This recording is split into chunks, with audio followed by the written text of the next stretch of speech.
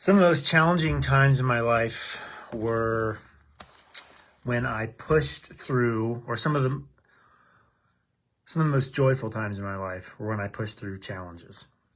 I think of two times in particular, and they're both kind of the same thing. In 2003, I made the decision to go back to college and pursue my bachelor's degree. We were living in Sioux Center, Iowa. I was working full time in outside sales. I was serving as an elder.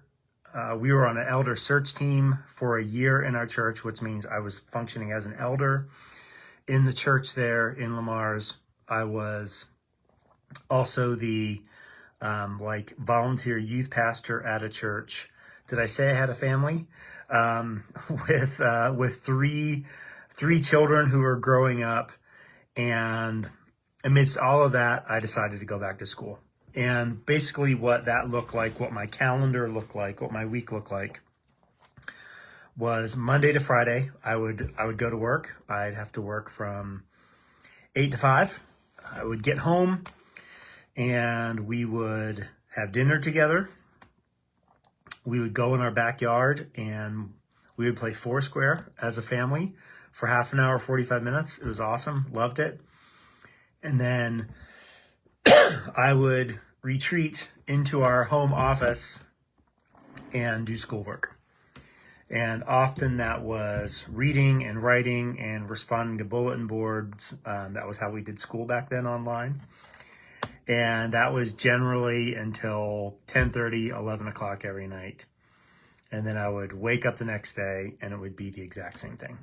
And we did that for about 2 years until I graduated from school. And just there was a tremendous sense of accomplishment in the midst of that. And then 7 years later, I made the decision to go back to school, go to school again, and pursue my master's degree.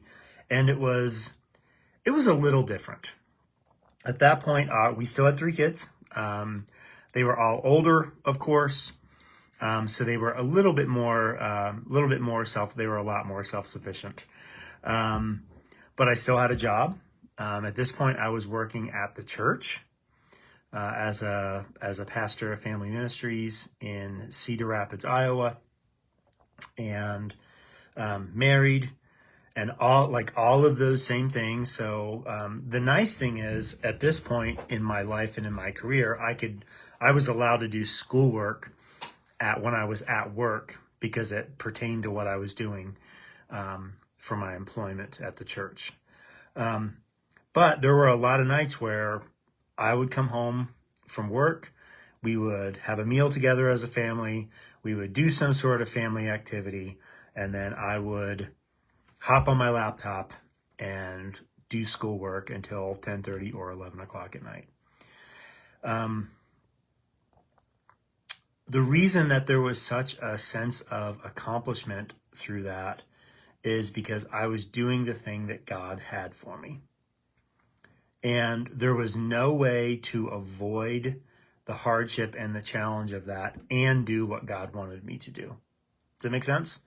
I could not at the same time avoid the challenge of the schoolwork amidst all of those other things in my life. I could not avoid that challenge and do what God wanted me to do at the same time. I couldn't do both of those things.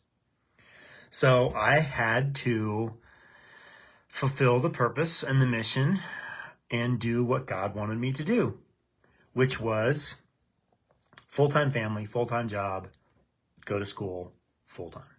Like, that's the way that worked. And we are so often tempted when something hard comes along, we are so often tempted to avoid it. We are so often tempted to figure out a way around it. We don't want to do hard things. We don't want to do challenging things. We frequently Then this goes back to this dangerous prayer series that we've been talking about, kind of all three of those messages. In our prayers, like, we certainly join Jesus. Like, if there's any, like, actually we kind of don't. I don't think we really say, if there's any other way to do this, let that be done. I think we often say, remove this hardship. I think we often just stop at, I don't want to do this. I don't want to go through this. I don't want to face this challenge. I don't want to deal with this. God, and I want you to take this from me. Whereas Jesus's prayer was, let's find it. I think it was Matthew 22. That sound about right?